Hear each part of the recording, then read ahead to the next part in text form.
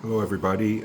1 month ago I made a video called My Analysis of Islam after reading the Quran, and it has by far been the best video that it's been on my channel at 21,000 views. And every day when I wake up and I check my email, I have at least like 2 or 3 or 4 comments on of mostly Muslims on the video, and overwhelmingly they're very kind and polite.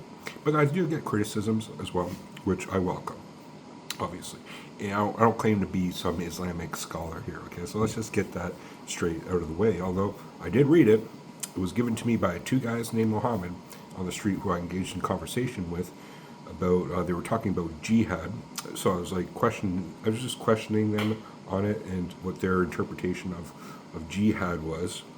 But then changed the topic to Islamic principles of higher morality and ethics. And then they gave me a Quran, which I thought was very kind of them. Shook their hand, went home, started reading the Quran. Within 3 days, I finished it. Okay, and I made this video, and in the video, I was both like complimenting the Quran and criticizing it. Okay, and I'm sorry for anybody who's Muslim who, you know, criticizing their religion might get offended by that. Okay, I'm truly sorry. All I can do is be honest in my response, and that's all I was trying to do. Okay, now, like I said, I'm not an Islamic scholar, although I do have a bit of an understanding of the history there, and I did read it enough to have a general impression of it, which I then conveyed. And some people had some issues in my interpretation, but that's fine. That's totally fine and acceptable. Now, obviously, people who are Muslim and who have grown up being so, obviously, I don't know what country you guys, some of you guys are from, but you probably, since a young age, where this has been highly ingrained in you, okay, through school, probably since you were a child, right? And you visit your mosque every day, you pray every day, and things. Total respect. Like, that's one thing I respect about Muslims is the dedication they have to it. You know, in the West, we don't have that dedication to anything that's philosophical or theological, other than maybe some Christian. But overall, in the West, we're not going to do that. So, you know, I respect that, the dedication Muslims have, and the passion. One thing I was actually really surprised with, and this is just feedback from people's comments and things, is that I didn't really see, I didn't have the impression before that Muslims saw a lot of beauty in things. Okay? And I'm sorry if this offends you, but just what I didn't sense, because, first of all, I'm not big into music, dancing, although there is some dance and music, I'm sure. But it's like, you know, the art in things is very narrow. Narrower, that's my interpretation, right? Compared to the West, where we have this huge history of art, Renaissance, and, you know, music, and, you know, classical music and rock music and things. I just don't see that from Islamic countries. So my interpretation from it for Islam was that, like, you know, generally appreciation of beauty was not something that you guys normally do in your culture. Although, hear me out here. When I hear people talking about the Quran, I sense that that is like the most beautiful thing to them. Okay? Am I right on that? Like, I have a bunch of comments here, and just the way they talk, people talk about it, that that for them, like, that it is something of beauty to them. Like, and obviously, beauty being like the word of God, and like the most divine thing, right? Like, what more beautiful thing is that than what is highest divinity? Okay. And for the most part, I got a lot of encouragement from people to continue reading and learning, which I have been doing. Okay? And you know, things about justice, compassion, forgiveness, good deeds, charity, fairness. All things I can be like, in the Quran, here are the things that I see of being valuable. Okay?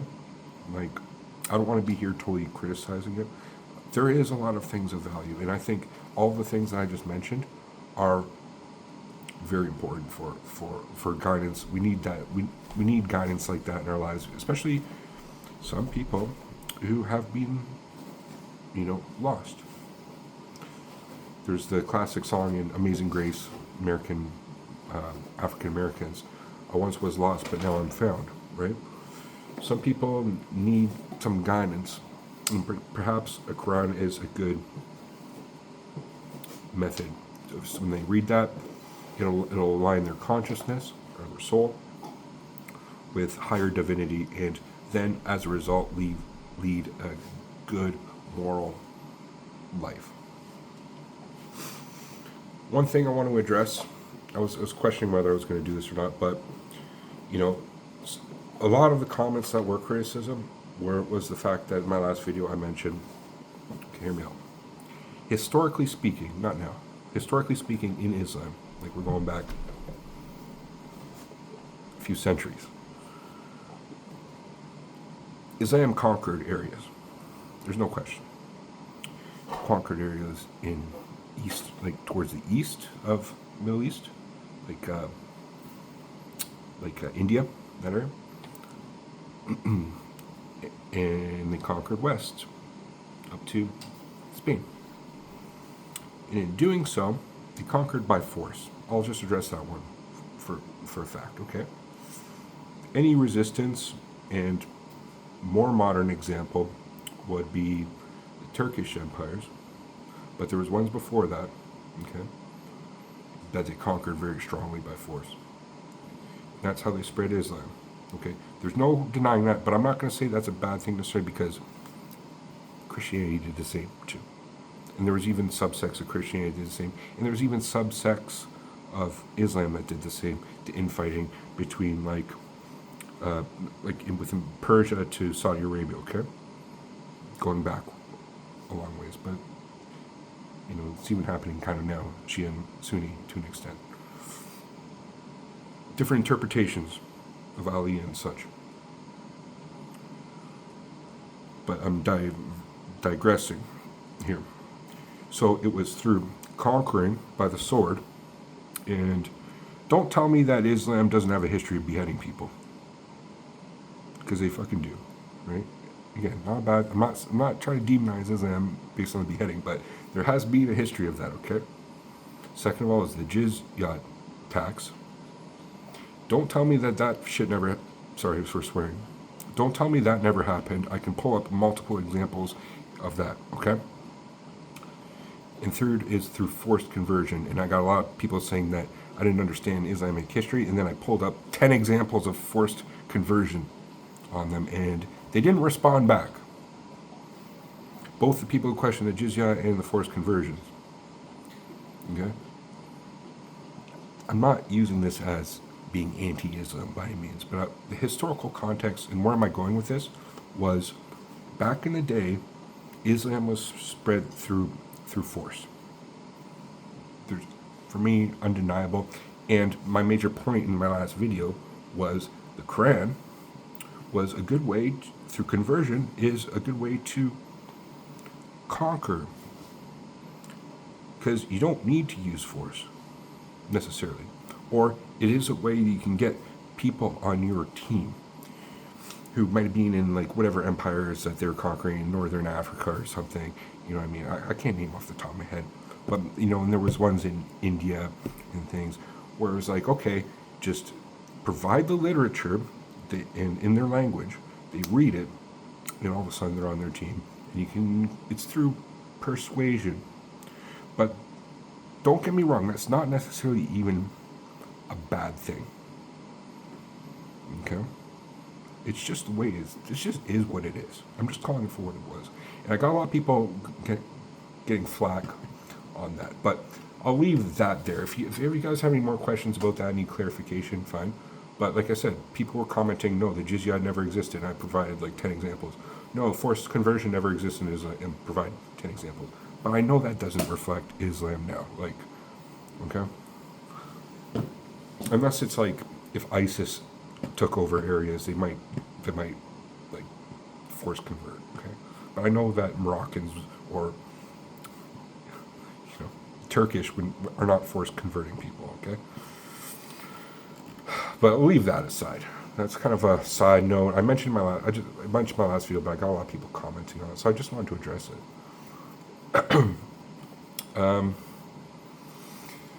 Yeah, I think it's very interesting. Like, I looked into more of the historical context of the Quran and its origins, and I found it very fascinating.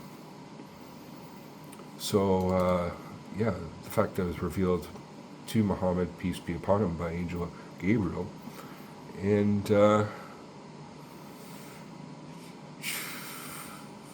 there is. I'll give a compliment because I don't want to make this video about like criticism and things. There is some poetic and linguistic beauty to it. Again, like I mentioned before, people who are commenting, Muslim guys, it's like the way they talked about the Quran was like the thing of beauty, and I see it. I see linguistic, poetic, philosophical beauty to it. I'll admit it. It is. It is a very good thing, and the fact that it is guidance, as I commented on my last video, a guidance of culture in society. And I truly believe that for a society to truly flourish, you need everybody on the same track, on the same like arrow pointing in the same direction, right? If you have everybody looking different directions, no cohesion, then society becomes very chaotic, and there might be some infighting and things. So it's like, or conflict of ideas and ideologies. And I believe Islam is not just a religion, but there's a political component, there's a cultural component, ideological component, and to get your country or your culture or your civilization all on board with that group of rules is a very powerful thing, especially if you're a ruler. That's kind of what you want. If I was a king or a sultan or whoever else, I would hope that my subjects, or whatever you want to call them, your citizens, are all on the same page, working towards the same goals and aspirations of what you dictate. And I believe in medieval times that was of utmost importance. Would you want your culture to be fragmented, arguing about this guy and that guy and this idea and that idea? No, you want it to be social cohesion, and I believe that cohesion has now, through time, still a part of modern Islam countries, where the doctrine, there isn't a separation between church and state like there is in the West. Church and state are one in the same. Like, I believe like places like Pakistan and Saudi Arabia and some countries, right, are very much, there's a cohesion between fundamentals of Islam and the political system. Or if it's if it's still a kingdom like Saudi Arabia, then obviously that is a fundamental part of it. And they're still ruling a kingdom, the kingdom that's based on, in their case, Wahhabism, but still ruled through Islam, okay, through Islamic principles. I really encourage everybody to share their thoughts and questions and comments on this video.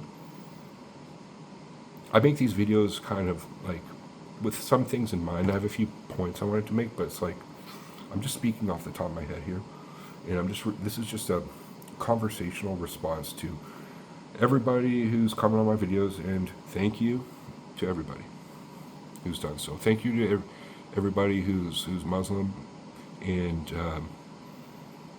who's encouraged me to read more and to learn more and provided great insight. And as well, thank you to everybody who has criticized me, because through criticisms it makes me think more about it, right? You know what I mean? I don't take anything like that to heart. Like, I'm not offended by anything. You know, say I'm wrong, and then we can have a conversation. And that's what I want to do, is just promote, respectful dialogue and continued learning. not just my learning, but maybe I can reflect back something to people who are Muslim. And, because I'm not Muslim and I'm looking at, I did read your literature. How many white guys who, who've read the Quran? Who aren't Chechnyan or who aren't like that? Those Muslims who are white. Like, not many. So the perspective that I'm giving might be of something of value too, and I hope you guys reflect on that as well. But I don't claim to be all knowing and all right here. I'm just reflecting my points that I see for what it is. I'm just being honest, like I said before. So thank you for watching, guys. Leave in the comments section below what you think about what I said. Am I right? Am I wrong? And love to hear everybody's feedback on my videos. Peace. Have a great night, guys.